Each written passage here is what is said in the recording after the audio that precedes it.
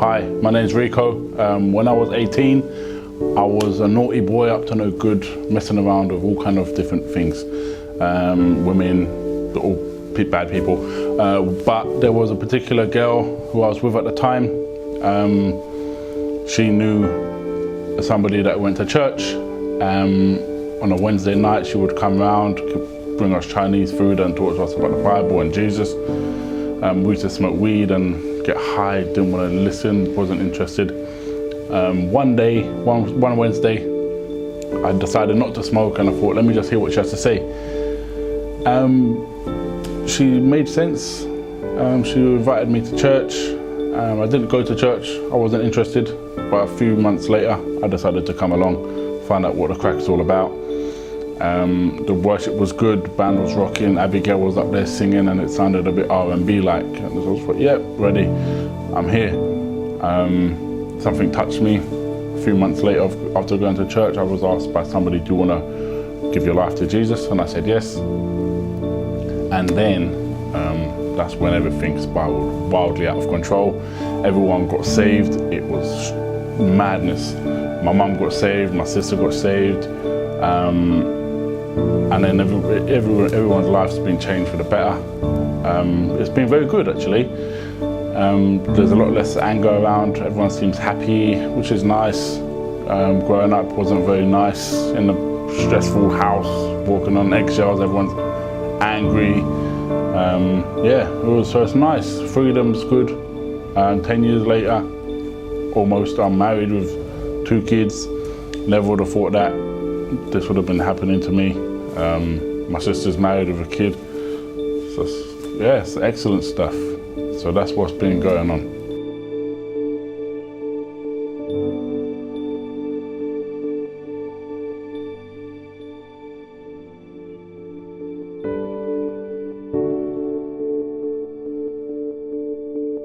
In Christ's name, amen. I grew up in a Christian home and I knew a lot about God. I could quote a lot of scriptures to you.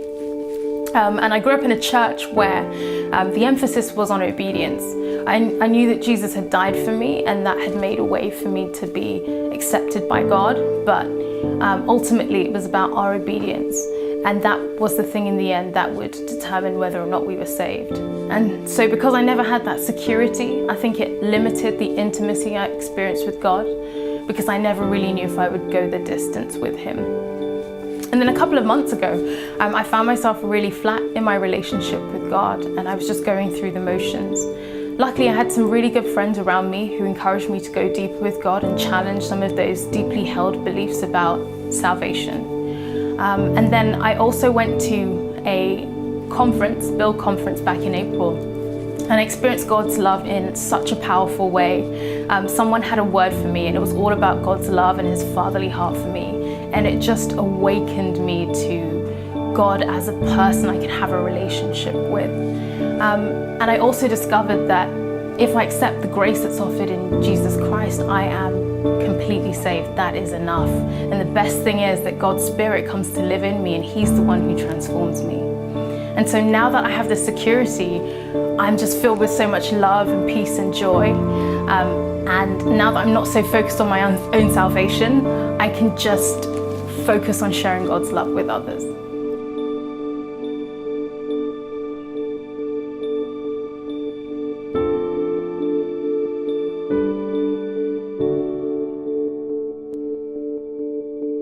Hey Every Nation London, greetings from Belfast, happy birthday.